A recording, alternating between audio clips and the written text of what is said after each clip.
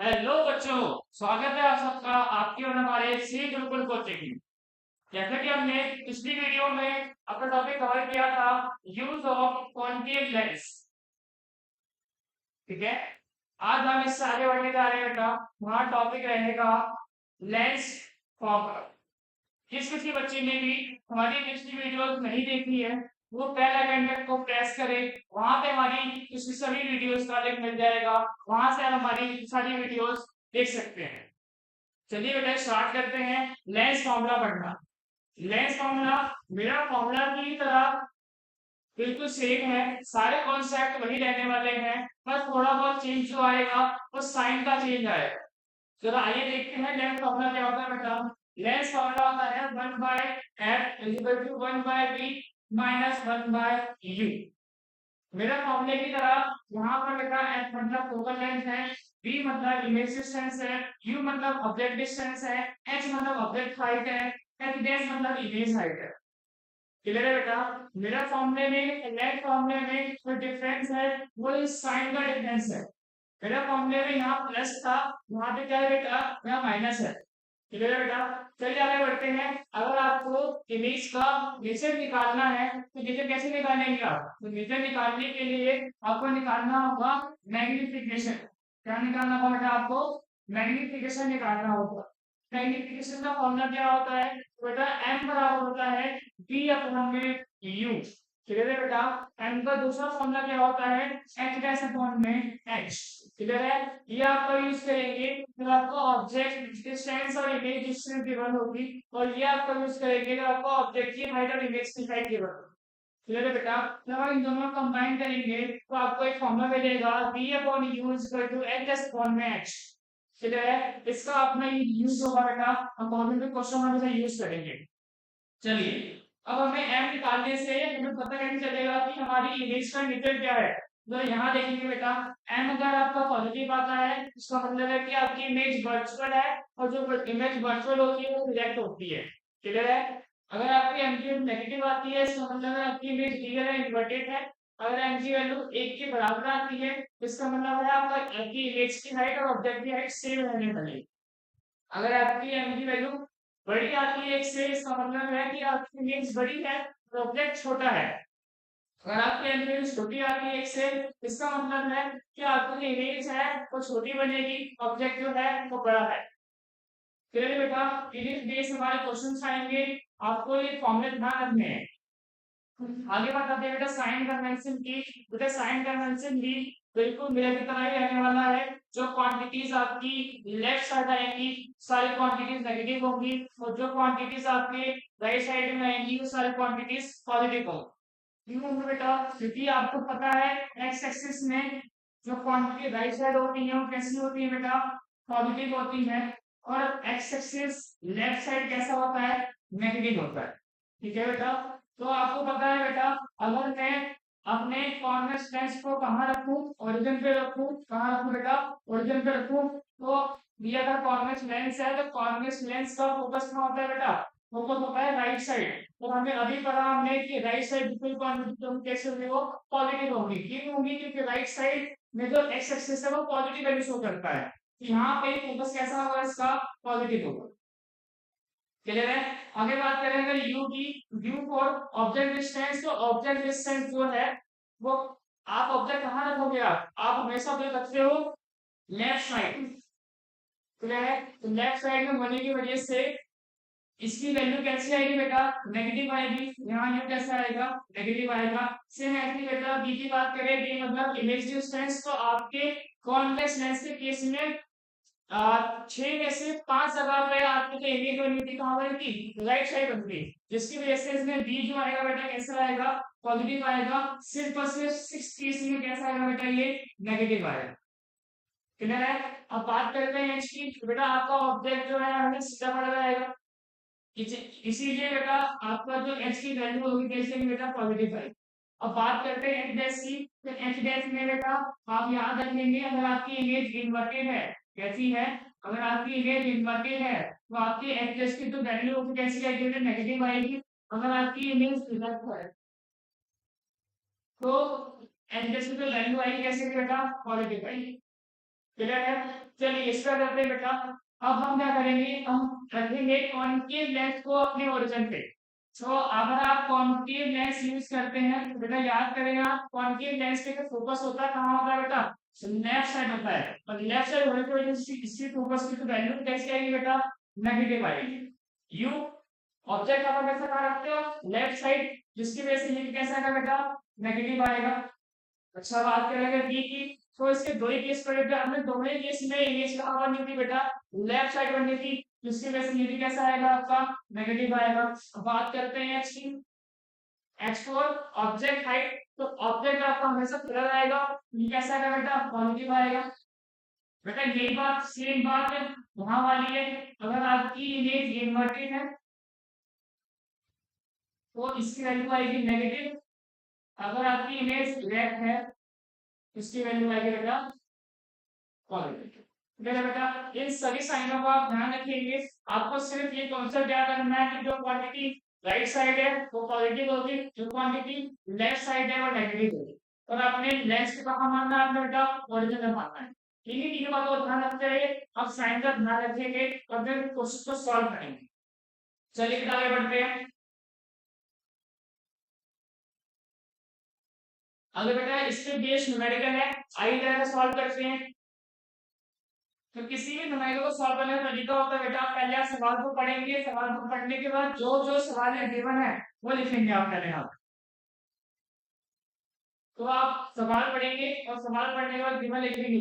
Given क्या है बेटा, यहाँ पे आप पढ़ेंगे तो पता चलेगा आपको कि आपको ऑब्जेक्ट की हाइट दी हुई कितनी, 7 सेंटीमीटर, किधर है वो रखा हुआ है 12 सेंटीमीटर दूर कॉन्वेक्स लेंस से। कॉन्वेक्स लेंस ये रहा आपका कॉन्वेक्स लेंस, सपोज कीजिए ये रहा आपका कॉन्वेक्स लेंस, ठीक है। ऑब्जेक्ट यहाँ रखा हुआ है, कितने सेंटीमीटर दूर, 12 सेंटीमीटर दूर रखा हुआ है इस तरीके से। तो यहाँ के बना आपको बताइए जीरो के बने कितना, ये कहाँ रखा हुआ है, लेफ्ट साइड रखा हुआ है, तो कैसी वैल्यू आएगी, नेगेटिव 12 सेंटीमीटर।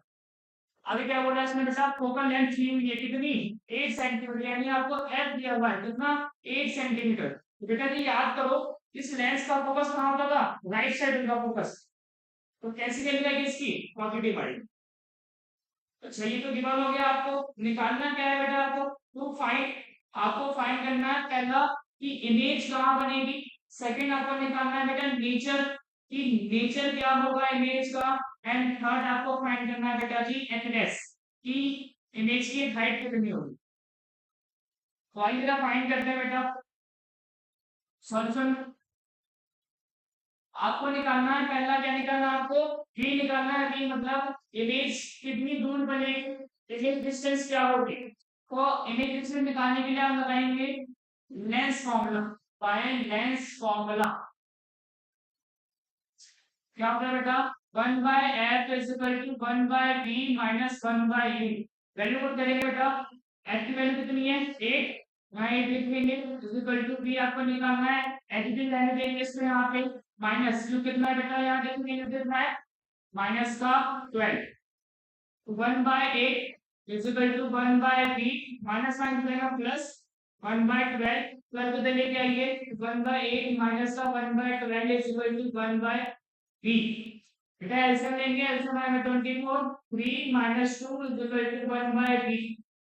बेटा आपके सामने की वैल्यू कितनी आ जाएगी, 1 बाय बी हो जाएगा आपका 1 बाय 24, क्रॉस मल्टीप्लाई कर देंगे तो आपको बी की वैल्यू मिल जाएगी 24 सेंटीमीटर। क्लियर है, आपको बी मिल गया।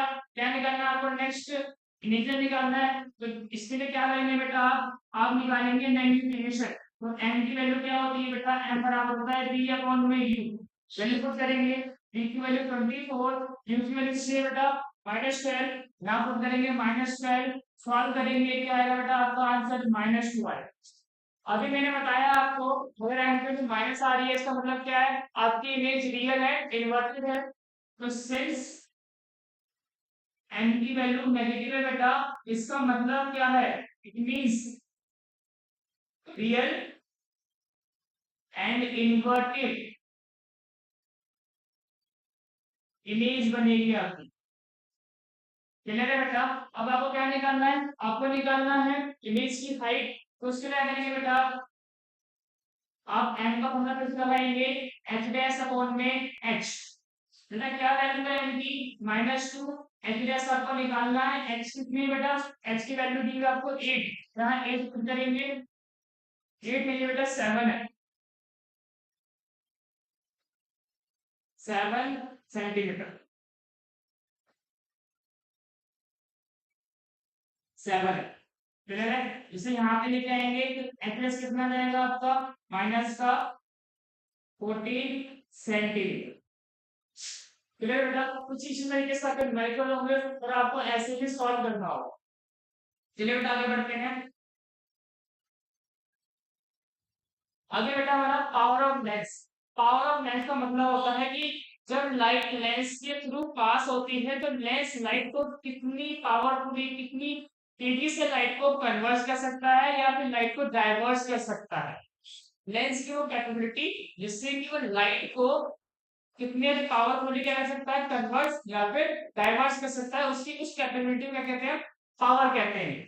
तो बेटा देखिए डिफाइन क्या है बेटा, द कैपेसिटी ऑफ कन्वर्जिंग और diverse light by lens is called power of lens, power of lens. बेटा ये पावर ऑफ लेंस जो है रेसिप्रोकल होता है किससे, फोकल लेंथ। इसका मतलब ये है कि अगर कोई लेंस है जिसकी फोकल लेंथ ज्यादा है तो उसकी पावर क्या होगी बेटा, कम होगी, या फिर कोई लेंस है जिसकी फोकल लेंथ कम है तो उसकी पावर क्या होगी बेटा, ज्यादा होगी। क्लियर है। अगर आपको पावरफुल लेंस चाहिए तो आपको क्या चाहिए होगा बेटा, उसकी फोकल लेंथ कम चाहिए। क्लियर है। चलिए आगे बढ़ते हैं। इसको नापते किससे है बेटा, इसकी यूनिट क्या होगी बेटा, तो इसकी यूनिट होगी बेटा पर मीटर, क्या होगी, पर मीटर, या फिर क्या होगी बेटा, डायोप्टर होगी। क्लियर बेटा। चलिए आगे बढ़ते हैं। अगर पावर आपका नेगेटिव आता है, अगर पावर आपका नेगेटिव आता है, नेगेटिव आने का मतलब है कि फोकल लेंथ नेगेटिव आ रही है, और focal length negative, negative focal length किसकी होती है, बिल्कुल सही बेटा, कॉन्केव लेंस होती है। तो पावर को या पावर का साइन देख करके आप पता कर सकते हो कि किस लेंस की बात हो रही है।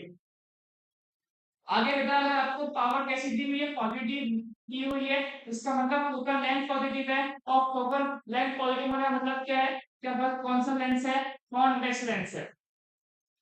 क्लियर बेटा। चलिए आगे बढ़ते हैं। अगर आपको टोटल पावर पूछे लेंस का, इसका मतलब क्या है, अगर आपको दो तीन लेंस कंबाइन करके दे दे इस तरीके से, बोले इसकी पावर P1 है, इसकी पावर P2 है, इसकी पावर P3 है, इनका टोटल पावर क्या होगा, तो बेटा अभी आप सिंपल इसको जोड़ देंगे। क्लियर है। अच्छा अगर आपको यहाँ पे एक लेंस और जोड़ दे, इसकी पावर P4 दे दे, अब पूछ ले कि टोटल पावर क्या होगा इसकी बेटा, तो आप जरा इसे ध्यान देंगे कि ये लेंस जो है कॉन्केव लेंस है, और कॉन्केव लेंस की पावर होती है नेगेटिव होती है, तो आप क्या करेंगे बेटा, इसमें माइनस करके P4 जोड़ोगे इस तरीके से। चलिए बेटा चलो आगे बढ़ते हैं। अब यहाँ पे क्या होता है, कई बार आपको सवाल में फोकल लेंथ नहीं देता, आपको क्या देता है, आपको बोल देगा कि पावर इतनी है, लेकिन हमें सवाल सॉल्व करते समय फोकल लेंथ की जरूरत पड़ती है, तो हम पावर से फोकल लेंथ कैसे निकालते हैं। तो सपोज करें कि आपके पास में क्वेश्चन है, क्वेश्चन में बोला गया है कि माइनस का 0.5 डी पावर है, और आपको निकालनी है, फोकल लेंथ निकालनी है। बेटा जी आपको फॉर्मूला पता है कि P बराबर क्या होता है, 1/f होता है, F बराबर क्या हो जाएगा, 1/P हो जाएगा। आप निकालने के लिए वैल्यू पुट करेंगे, यहाँ पे माइनस का 0.5 पॉइंट हटाएंगे तो ऊपर कितना आएगा, 10 आएगा, तो 5 से 10 करके दो बारी में बेटा जी एल की वैल्यू कितनी आ गई, -2 आ गई, -2 मीटर। क्लियर है। तो इस तरीके से क्या निकालेंगे बेटा, आप फोकल लेंथ निकालेंगे, आप फोकल लेंथ का इस्तेमाल हम लेस ऑफ लिमिट करके आप ऑब्जेक्ट डिस्टेंस या इमेज डिस्टेंस कुछ भी निकाल सकते हैं। चलिए उम्मीद करता हूं समझ में आया होगा। चलिए बेटा आगे बढ़ते हैं। आगे है हमारा टॉपिक रिफ्लेक्टिव इंडेक्स। ठीक है, ये हमारा आगे टॉपिक रहेगा, ये हमने बीच में स्किप कर दिया क्योंकि मुझे इसे आपको सेपरेट लाना था अच्छे से, क्योंकि इससे 2 नंबर का मेगा बिल्कुल आने तय है। ये मान लीजिए इससे एक मेगा बिल्कुल पक्का पेपर में रखा हुआ है। तो जरा आगे जाने की सीधी ये क्या होता है रिफ्रैक्टिव इंडेक्स। तो बेटा जी आप सभी ने स्नेल्स लॉ पढ़ा था। स्नेल्स लॉ क्या कह रहा था कि जो साइन आई होता है साइन आई अपॉन में साइन आर बराबर होता है क्या कांस्टेंट होता है। तो बेटा जी मैंने तो वहां पे बताया था इसी कांस्टेंट क्या बोलते हो आप इसी कांस्टेंट को बोलते हो आप रिफ्रैक्टिव इंडेक्स। रिफ्रैक्टिव इंडेक्स ठीक है। तो रिफ्लेक्टिव इंडेक्स असल में होता क्या है तो रिफ्लेक्टिव इंडेक्स हमें ये बताता है कि जब लाइट एक मीडियम से दूसरे मीडियम में जाती है तो वो कितना ज्यादा बैंड लेती है। ठीक है। या फिर यूं समझ लीजिए जब लाइट एक मीडियम से दूसरे मीडियम में आएगी तो उसकी स्पीड में क्या परिवर्तन होगा उसकी स्पीड कितनी चेंज होगी। इस बात की जानकारी कौन देता है बेटा हमें रिफ्लेक्टिव इंडेक्स देता है। क्लियर है। एक बार डिफाइन कर लेंगे बेटा रिफ्लेक्टिव इंडेक्स क्या होता है। रिफ्लेक्टिव इंडेक्स मेजर है bending of light rays when passing from one medium to another medium। Clear है। जब लाइट एक मीडियम से दूसरे मीडियम में पास होती है तो कितना ज्यादा लाइट रे बेंड हो जाती है इस मेथड हम तो क्या बोलेंगे बेटा आप रिफ्लेक्टिव इंडेक्स को। क्लियर है। आइए इसको और जानते हैं अच्छे से एक बात और रिफ्लेक्टिव इंडेक्स को किससे लिखेंगे बेटा आप एन से लिखाएंगे। क्लियर है।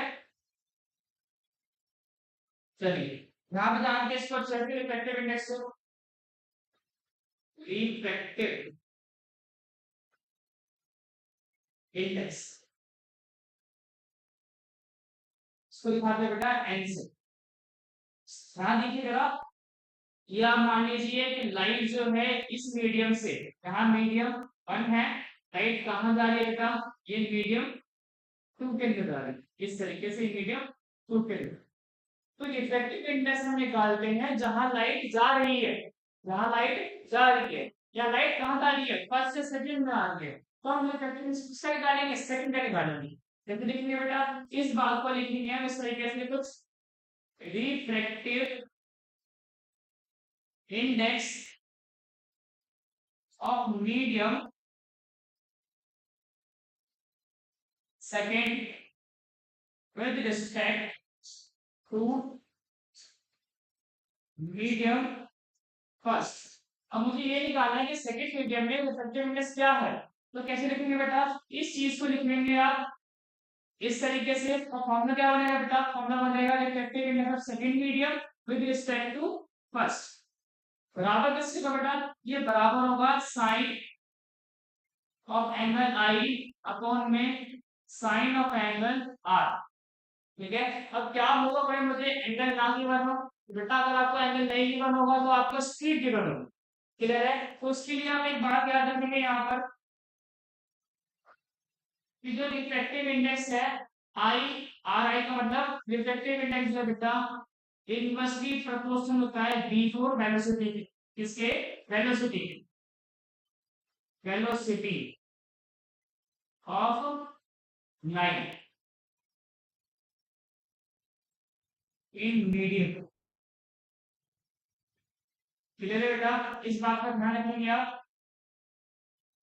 तो अगर आपको स्पीड दी हुई कैसे लिखेंगे आप यहाँ किसका लिखेंगे सेकंड का तो लिखेंगे 1/v2 अपॉन में क्या आएगा फर्स्ट का है बेटा यहाँ लिखेंगे 1/v1। इसको सॉल्व करेंगे तो क्या आएगा बेटा v1/v2। क्लियर है। तो आपका फॉर्मूला क्या बना अगर आपको ये निकालना सेकंड का विद रिस्पेक्ट टू फर्स्ट तो आप लिखेंगे v1/v2।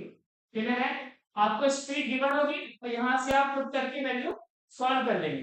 चलिए एक एग्जांपल देखते हैं आप।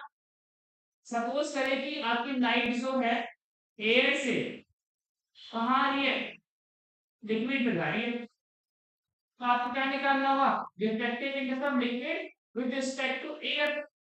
तो कैसे लिखेंगे आप उस स्पीड के टर्म्स में आप लिखेंगे speed of light in air with speed of light in liquid. Clear है। आई होप आपको समझ में आया होगा। क्लियर बेटा। तो इसी तरीके से आप रिफ्लेक्टिव इंडेक्स कैलकुलेट करेंगे। अच्छा एक बात और यहाँ पे जो आप रिफ्लेक्टिव इंडेक्स निकाल रहे हैं सेकंड का निकालना है, लेकिन किसके रिस्पेक्ट में, फर्स्ट के रिस्पेक्ट में। तो यहाँ पे जो है आप रिफ्रैक्टिव इंडेक्स को कंपेयर कर रहे हो एक मीडियम को दूसरे मीडियम से, तो ऐसे रिफ्रैक्टिव इंडेक्स को बोलते हैं आप रिलेटिव रिफ्रैक्टिव इंडेक्स। क्लियर था? तो जो आपने ये दोनों निकाले हैं, ये दोनों किसके एग्जाम्पल हो जाएंगे, ये दोनों हो जाएंगे एग्जाम्पल आपके relative relative refractive index. Clear है? रिलेटिव रिफ्रैक्टिव इंडेक्स के एग्जाम्पल हो जाएंगे। ठीक है, अच्छा इसके अलावा कुछ होता है क्या बेटा? होता है, वो उसे बोलते हैं आप absolute refractive index. Absolute refractive index, इसमें क्या फर्क होता है बेटा? बेटा इसमें सिर्फ ये फर्क होता है कि ऊपर जो है आपका वैक्यूम होता है, ऊपर होता है आपका वैक्यूम होता है और नीचे होता है मीडियम। तो इसमें जो रिफ्रैक्टिव इंडेक्स निकालते हैं वो सिर्फ और सिर्फ आप मीडियम का निकालते हैं। जैसे कि अगर मैं लिक्विड ले लूं, कोई लिक्विड ले लो, मीडियम क्या ले लो आप, लिक्विड ले लो, तो आप निकालेंगे सिर्फ लिक्विड का। ऊपर क्या रहेगा बेटा? ऊपर जो लाइट की स्पीड होगी वो होगी सी। सी का मतलब होता है 3 इंटू 10⁸ मीटर पर सेकेंड। तो सी अपॉन में क्या रहेगा 3। तो इसे बोलेंगे आप एब्सोल्यूट इफेक्टिव इंडेक्स। क्लियर है बेटा? चलिए कुछ बातें और हैं इससे रिलेटेड तो आपको जाननी चाहिए। भाई यहाँ पे हमें इस फॉर्मूला से पता लगता है कि जिस मीडियम का रिफ्रैक्टिव इंडेक्स ज्यादा होगा उसकी उस मीडियम में स्पीड क्या होगी, बहुत कम होगी। क्लियर है? तो इसकी तरफ टेक्स्ट की बात कर लेते हैं। तो इसके अंदर एक क्वेश्चन आता है कि डायमंड डायमंड जो कि सबसे हार्डेस्ट सब्सटेंस है, उसका रिफ्रैक्टिव इंडेक्स भी बहुत ज्यादा होता है। तो इस बात से क्या समझ में आता है बेटा? आप जवाब देंगे कि जिसका रिफ्रैक्टिव इंडेक्स बहुत ज्यादा होता है उसकी उस मीडियम में लाइट की स्पीड क्या होती है, बहुत स्लो होती है। तो सपोज कीजिए कि डायमंड आपके सामने रखा हुआ और लाइट एक बार उसके अंदर एंटर कर गई, तो रिफ्रैक्टिव इंडेक्स ज्यादा होने की वजह से लाइट उसके अंदर बहुत स्लो ट्रेवल करेगी, जिससे कि इसे निकलने में क्या जाएगी, देरी जाएगी। तो जब तक लाइट उसके अंदर रहेगी तब तक डायमंड आपको चमकता हुआ दिखाई देगा। क्लियर है ना? तो इसीलिए बेटा आपको डायमंड जो है हमेशा ग्लो करता दिखाई देता है, क्योंकि रिफ्रैक्टिव ज्यादा होने की वजह से लाइट की स्पीड उसके अंदर स्लो हो जाती है, तो लाइट को निकलने में समय लग जाता है, जिसकी वजह से डायमंड आपको चमकता हुआ दिखाई दे।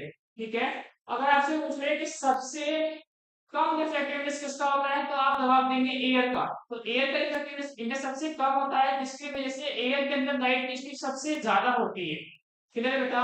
तो आज का टॉपिक और चैप्टर यहीं पे खत्म होता है। जो जो भी किसी को कोई डाउट हो प्लीज उसे कमेंट बॉक्स में जरूर रखिए, मैं उसका आंसर जरूर दूंगा। Thank you so much for watching this video. अगर आपको पसंद आया तो प्लीज लाइक करें, शेयर करें एंड सब्सक्राइब करें। Thank you so much.